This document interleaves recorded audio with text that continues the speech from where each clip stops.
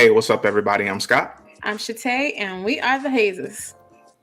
Welcome to the Love Haze podcast, where we believe that healing and wholeness is not just a destination. That is absolutely right. We believe they are a journey, and in this podcast, we talk about how to navigate through it. So today, we're excited to tell you guys about some changes that we're making to the podcast, some new and exciting things that we're going to be doing. And also, we're going to be talking about navigating when you're in the middle of it, like how we get through things as they come to us in life. Can't wait to get into it. Let's go. About these exciting changes to the Love Haze podcast, we've been doing a lot of conversation, a lot of reflection about what we've been doing, how we've been doing it, and where we might want to go next. And so a couple of things that you might notice that will be different this go around are what? Maybe I'll start with the first one. Sure. First thing is we are doing away with seasons. When we started, maybe I don't even remember when we started. It's been a while. long time ago. Last year. So it was 2019 when we start. It was not 2019. It was definitely 2020. My bad. So when we started, we did first season was like 6 episodes. Second season, I think we did 9 and 10. Mm-hmm. And now we just want to have conversations on an ongoing basis and not break them up according to seasons. So that's the first change. The second thing is because there will not be any seasons, we will just have rolling conversations every 2 weeks like we started to do with this previous season. We won't have any season themes. So The first season we had was the probate season about coming out and all this newness, which was really some great conversations. Mm-hmm. Last season we talked about purpose with some amazing professionals who happen to be our friends as well, which we absolutely loved. And now we're just going to have ongoing conversations about navigating through the journey of life through relationships and healing and wholeness and everything that comes with it. So no more themes, no more seasons, no more themes, just us and our people and what we love to talk about. And then what's the next update? We will also be incorporating what we are calling Black Love Journeys. And Black Love Journeys is more about not only like the things that we do to travel, the places that we go together, but it's also about this journey of love, right? This journey towards our purpose, everything that happens. And I think it kind of ties directly into why we are kind of eliminating the theme for the season. So I think that everything that happens to us in life really kind of helps us get to our purpose, but also eliminating the idea that there is some kind of step-by-step process that happens. We are all just kind of experiencing life as it happens and trying to figure out how to navigate through that journey. So Black Love Journeys will kind of be like two-sided, if will. It'll be like the trips that we take, new experiences that we have right here in Atlanta, new restaurants, our short journeys to different states, international excursions, and things that we experience along our journey as a couple. Journey the way through that we frustrations and life and conflict and all of those things that cause life to be a haze. Absolutely. We will talk about how we journey through them. So with that, that's a really great segue into today's conversation about being in the middle of it, right? So we are kind of with this episode 16, which is exciting, in the middle of, this new structure, this new existence. We've evolved into who we are kind of becoming, but we're not fully there just yet. Right. So we're in the middle of something, some change, something that is intentional, but maybe even a little bit bigger than us. And that's a perfect segue into like what you wanted to talk about. You've been having some really great reflections and insights around this lately. So what does it mean to be in the middle of something? What is that? So I think for me, being in the middle of it just kind of means like I laid out this perfect plan, right? The way that I thought that things would go, the way that I thought that I would navigate to my purpose. Like I was going to go to therapy, get my healing, be ready to spread the good news to all the people, right? And walk fully into my purpose of like being a healer and being a person who encouraged other people to not be ashamed of their story. Yeah. And I think that what has happened for me is that I realized that our story is ongoing, our healing is ongoing. Life is going to happen to us as we're experiencing it, and it's not like I get to this place where, okay, I'm healed and I'm ready and let's go, and now I'm finna teach everybody else, right? Because I have it all figured out. And these are some of the things that I kind of know that, you know, from my experience as a clinical social worker. But also sometimes we have the idea that we can somehow be exempt from it and we want to be fixed. And we talk about this idea of wholeness, right? And somewhere in my mind, I just kind of processed, you know, that at some point I would be healed and I would be whole.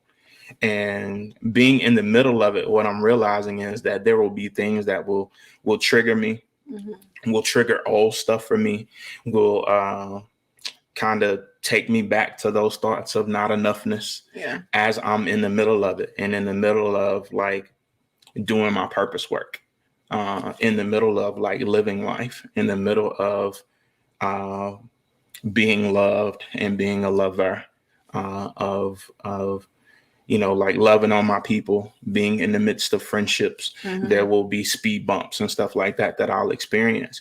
And I'm having to learn to lean into being in the middle of it and being okay with moving forward. I can't afford to stop just because I'm in the middle of it. I think my reflection on that is same idea, maybe different language around it. One, in terms of thinking, I believe we're always whole. I think we just go between moments of remembering it and forgetting it. So that's my thought on it. But then the idea of being healed to me is like, I thought I was over this. Like, it comes up for me as like, I done my work around this thing. I done released it. I done forgave it myself, everybody involved in it. And I've moved on. And then all of a sudden, some very small thing out of the blue, you know, triggers it. And I'm all of a sudden like not over it, which is so annoying to me. Like, why am I bothered by this thing that I didn't release 4, 5, 6, 7, 8 times? How many more times am I going to have to release this to be over it, quote unquote? That's what I guess it kind of brings to mind for me. And then also the idea of purpose work can be intimidating to people, especially if they feel like they don't know what their purpose is. But I believe that if we are intentional about how we're living, then we are all already being purposeful, like in our purpose. So I don't necessarily believe that purpose requires or involves some higher calling that people are missing or are unaware of, but that like how they are living their life, where they are, the people they're touching, the impact they're having right now is on purpose, whether they know it or not. And we are just kind of always in the middle of that, where we are evolving to the next thing, remembering our wholeness, forgiving and getting over sometimes the same issues over and again. Just in process always. Yeah. You know, I guess what I identify as like some of the thinking errors that I had was that, you know, in order to be a teacher or to be a facilitator or to be a person who shares, then you can't still be dealing with an issue. Right. And so what I have to release myself from is this idea that that the situation is something that I can forget. Like the releasing requires me to forget that it ever happened. Right. The experience and the expertise that I bring to it is being able to remember that situation and how I felt. The way that I touch people, the way that we touch people is because we are able to say, I've been there at some point. I remember what it felt like. Right. And it's normalizing it. And I think I even am releasing myself from this idea of being a healer. Right. I ain't really trying to heal nobody. And right? you can't really heal anybody because you can give them the tools to choose the healing for themselves, but the person has to actively choose it. Like you talk about that all the time with the vets that you work with. Like these people just don't want to be clean. These people just don't want to be in a stable situation. They continuously choose. And really chaos. It's really about if you're ready. Yeah. And the tools, even when we're putting, say, this desk together, there are a multitude of tools that you can use, right? But it's about having the right tools for the job. Yeah. And also being ready to do that work. So I can't get frustrated with other people because I have the tools here for you and you may not be ready to do the work. Yeah. It's that these tools will be here, right? And when you're ready to do the work, you can, and you'll have the know-how. Yeah. But it's up to you to select the right tool and to get about the business of doing the work. Same thing goes for me with being in the middle of it. I can't get to a point to where I feel like, if this desk becomes loose, that, I don't have the skill set to be able to go in and tighten, right, and do some repair work. We will always have those issues that we have to face. Yeah. And there are things that we have to go in and we have to take another look at. The wholeness is there, right? But I always have to do maintenance. Yeah. That's what therapy is for me. That's what being able to talk about some of these situations as they arise. I can't believe that my healing and my wholeness rest and abide in never being triggered again by things that happen to us, because it's understanding that I'll be triggered by things, right? But it's about if I allow that trigger to take me back to that old bullshit that I used to do, right? Then that's when I really have my work that I got to take a look at. If I'm triggered by something and I'm immediately back to old behaviors, then there's really more work that I have to do, right? Yeah. Because if I'm asking to only never be triggered, and that's the only way that I see healing, then it's a bad thought. It's just some thinking to believe that my healing rests and abide in me never being triggered by things.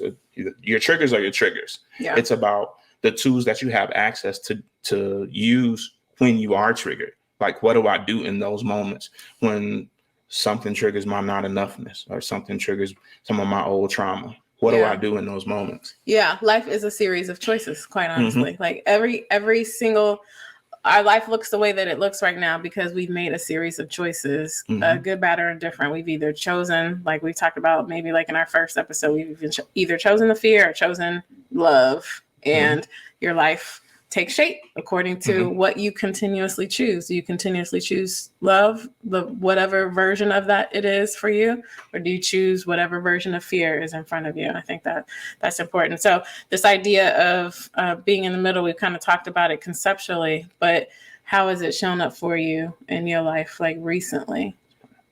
Before we get there, what you were just saying about choices really reminded me of something. There was like a clip from Drink Champs podcast that I saw, and I can't remember who was on with them, but one thing that the brother said was like, every day we're giving a choice and a chance, right? So you have a brand new chance to make a different choice, and it's all about what you do with the new chance that you're given every day, what choices you make in the midst of that new chance, right? And the next day you have a chance and you have a choice, you have a choice and you have a chance. And it's all about trying to figure out what I'm going to do with this brand new chance that I have. What choices am I going to make? Am I going to choose the healing?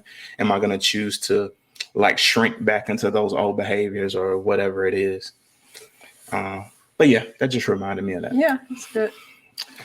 So most recently for me, we just got back from vacation. We had a beautiful trip for Shatay's 40th birthday. Oh, good. And also for our delayed honeymoon. Because of the pandemic, we weren't able to take a honeymoon right after we got married. So we kind of took this extended vacation to St. Lucia to celebrate Shatay's 40th and also our late honeymoon. And I just had this plan. I'm a planner, and I look forward to vacation. I go hard at my job, and I'm always looking forward to that time when I can totally unplug. Because when I'm there, I'm there. I'm gonna give them all that I got, and when I ain't there, don't call me for nothing. And so went on this vacation. I had everything together. I prayed every day. Thank you, Lord, for this rest, this rejuvenation. I had a plan to attack my career goals, some personal goals that we've been working on, kind of some ideas around what we're going to do for the podcast coming back. We had some production meetings on vacation because of this one. Right. I'm over here trying to have some drinks, and she tried to talk about production. But I felt like I had a plan. Like, this is my time to rest and rejuvenate and really like come up with a plan of attack and come back just feeling refreshed and feeling like I had a new attitude. And we got back on Thursday last week, had my plan to take me an extra day off so I wouldn't be rushed back to work, and take off Friday, rest, have the weekend, and go back, hit it on Monday. Monday around probably about 12:59. Life started happening to me, and things just were not going as planned, and it triggered every single bit of my not enoughness. Undid your whole vacation. Undid everything. And I had to go through this process of like, I don't have a right to complain. I just came back off of vacation. But my reality was that I felt like I felt. Because just in that moment, my entire plan just it felt like it was flushed down the drain. Yeah. It triggered all of the things in me that say you are not man enough. The success that you have experienced is a fluke. It's coincidence. It made me forget everything that. In that moment, it made me forget a lot of the things that I was thanking God for, even when we were on vacation. Wow. And I just started to think about, man, this thing isn't going to happen for me. Is it because of mistakes that I made in the past? Is it because I'm not deserving? Is it because I'm not worthy? Yeah. All of those things that kind of sunk me, into this abyss of just despair. Yeah. And I think when I'm preparing, like, and when I'm getting myself together and when I'm ready for a plan of attack, I feel like I have stored up enough to get me through, whatever valley may come. I just didn't expect it to come so quick. Yeah. For me to be in this spot and in this situation where I was already questioning. And so then I got inside my head about like, how dare you be already questioned immediately with the first speed bump that you've experienced. Wow. And I think that sometimes, even when you come back from vacation, people are like in the office like, oh, you look refreshed. We haven't seen you, da-da-da-da-da. And I was like, y'all don't even know. I'm already toe up. I'm already sick of y'all. I'm ready to go again. But having to deal with that so early on a Monday after I got back from vacation, I just immediately had to go into like accessing some of those tools that I had to try to help me like get through those situations. And I didn't know what to do at that moment. Yeah. Yeah. That's fair. We were coming back from vacation. I did a lot of reflection because it was, a milestone birthday. And because the island was just so gorgeous and so green and so earthy that I just felt like you could not see God there, just in all of the beauty there. So there was just so many ways my tank was being filled that I came back trying to be intentional about like keeping some of that, like an even pace, not being rushed, just being in the moment, no frantic energy, no anxious energy, gratitude at every moment. And I was able to keep it till about Tuesday. Tuesday or Wednesday. I will say that my energy is definitely still like I'm still just kind of pacing along really nicely and not trying to like frantically complete everything at a crazy pace. But I did find myself like, man, like I'm starting to lose my vacation high, and how do I keep that with me on a day-to-day, and can I do better, or I should be able to do better, and just a little self-judgment on my part as well. So when you started to feel that way, and I heard you mention started to pull into the tools that well, first you had some self-judgment, but how are you able to kind of navigate through that, or maybe what's the haze with that before we get to how you navigated through it? What's the haze and all of that? The haze for me was basically not giving into that inkling that I had to shut down. And I will say that initially, Shatay definitely experienced a little bit of that, because she was like, "What's wrong with you?" I was like, "I'm good, nothing. Let me alone." Mm-hmm. And she's about ready to fight me. It's you're actively shut down, sir. You're not fine. But it's this inkling that especially I have as a man to want to go in and take care of it myself and not worry you about things, because I felt like you had a great vacation, you had your own plan, and I don't immediately want to draw you into my bullshit after we just got back, and had such a good time or whatever. And I just kind of wanted it to make it okay myself, to have that time and that space to just kind of deal with it and be okay, even if I wasn't okay. Yeah. And so that was a real haze for me. So being able to, knowing that you have the tools and being able to access them when you need to, two totally different grooves, right? Because it's so easy to go back to those, to the level of emotional immaturity that you have, because that's a lot of times the first thing that you want to do. Yeah. And making a conscious decision to say, I don't want to elect to be emotionally immature. I want to access the tools that I have. And so even when you felt like I wasn't listening to you, having you affirm things over me, that was helpful. There were one or two folks at work that I was able to tell, hey, I'm having some difficulty with this thing. And they began to affirm, some things over me and just, remind me of God's promises and those types of things that really helped me. Yeah. And I think being able to text my therapist and be able to say, hey, I may need to meet with you a little bit earlier than I thought. Oh, you did that? Yeah. Oh, word. Should tell you know this that. Just in. Dang, that's good. That's good though. But being able to have that type of relationship to be able to say, I may need to tap in. I mean, I was able to come back by Friday and be like, hey, we can keep our regularly scheduled session. I think I'm cool now. But being able to do those types of things rather than revert back to old behaviors was something that was a haze for me initially, to be able to not want to do those things that I know to do. Yeah. And I think if we're being honest about being in the middle of it, that's kind of what it looks like, right? It's kind of like one of the hardest things is knowing the answer. Yeah. Right. Knowing what you need to do and still feeling like you can't sometimes, or having to go through actually doing the work of doing what you know the right thing is rather than pacifying. Yeah. Right. And dealing with your id in that moment, the need for immediate gratification. Yeah. And just not having to deal with the issue as it's there. That's a haze.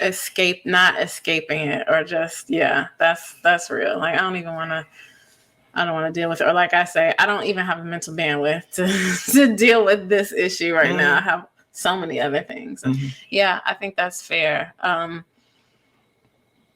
think for me, the haze is the lack of control.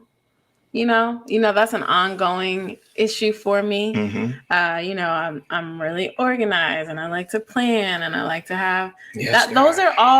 Those are all symptoms of control issues. It's the blessing of it is there is structure, and there is a place for everything, and there is order, and people who thrive in those environments know what there is, you just know what there is to do so that you can do it and feel successful at it. But that's a control issue. And so when that kind of stuff shows up for me, it's oh, wait, I thought I was going to have more control over how I feel or how my days go. And actually, I don't. And I kind of have a problem with that. And so, instinctively, I'm like, how can I get more control over how I feel? But that's not real. How can I control my environment such that I will always feel like I'm at vacay? That's not real, because you work with people. So stuff happens. So for me, it was just like, how do I release control over the things that are happening and also still feel the peace that I desire to feel or experience, and still feel the hope and faith, love that I want to be anchored on, or say that I'm anchored on. I can't, claim to be anchored in those things and then something come up and then I'm just like, oh, woe is me, the world is in agony, agony, agony, as you say.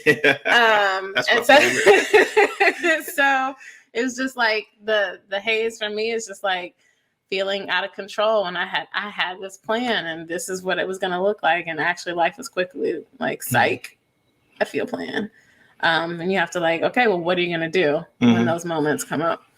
I think what this is forcing me to deal with, and of course, this is pending my therapy session coming up on Friday, it's forcing me to deal with, and what I'm actively working through is that this idea that peace can only come when I'm on vacation. Ooh. All right. So I think that's not real. Yeah. I think that the God in me, and the God that I believe in my relationship, has a way of like disrupting and teaching a lesson, even in the middle of it. And I actually am leaning into like wanting to disrupt the idea that I can only have absolute peace when out of the country or at a beach or near water, and where you don't have external stressors. Where I don't have stressors. Yeah. Right? I think that God is pushing me to be able to find a way to have peace in the middle of it. Yeah. Right. To be able to recognize that his peace rests and abide in me all the time. It's just about being able to access those things. Right. Yep. Because we'll meet a early demise, if we're not able to go on vacation again. And I rebuke that in the name of Jesus, right? Yeah. That peace only comes when I'm able to get away. Yeah. I think this is that sermon, and we know everyone that listens to our conversations aren't necessarily Christian faith or religious background, and that's okay. I think there are universal principles about peace and joy and love that don't have to be rooted in Christianity, but those that do, like, this is that sermon where they preach about Jesus being asleep in the boat when there's a storm all around and all the disciples are like tripping, like there's a storm and he over there sleeping. Like, that is actually the state that we should be able to abide in, not necessarily sleeping, but like having a calm when there is like, chaos around. And we just got to have something to be rooted and anchored in. So navigating through the haze, you mentioned therapy. What other tools do you use?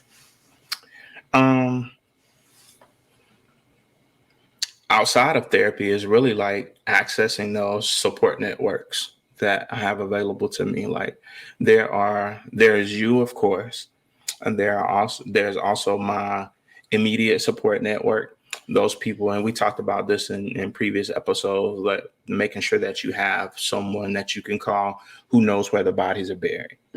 Somebody who knows like what your bullshit is, somebody who knows what a lot of your triggers, a lot of the things that can happen that can trigger you, and they're able to basically talk you off the ledge. And being able to step outside of my desire to want to resolve this issue on my own and be able to access some of those support networks. And also being able to know the things that help me. Right. So I think we were laying in the bed the other night and I was like, you know what, I probably need to listen to some sermons around, this kind of thing. Being able to access some of those things that I know that pour positivity into me. But affirmation is just going to be one of my love languages forever. So no matter if that comes in the form of like rereading a book or re-listening to a TED talk Yeah. that's been impactful for me, re-listening to a sermon or any of those things. These are all tools for me. Yeah. And it's a matter of access. And if I believe that like I'm fixed and I don't need those things anymore, then my triggers will happen, and I'll go back to those old behaviors and not access the tools that I already have. Yeah. So those have to be things that are always a part of things that are in my regular rotation. It's a part of the things that I do. So getting back into like having some time to meditate, having some time to, access all those different things that work for me. Yeah. From accessing the support network to listening to those things that pour life into me, and just really accessing the God that is in me, to be able to get to it. Any of those things, those are the things that help me in those moments. Mm-hmm.